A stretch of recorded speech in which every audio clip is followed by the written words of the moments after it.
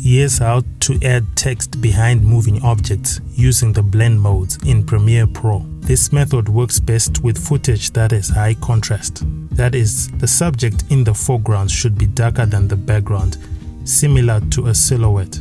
Also, the color choice and color saturation of the text matters for this blend mode method. First, press T or select the text tool to add text above your footage in your timeline. Next, adjust the text, resize and reposition the text so that it covers the entire frame.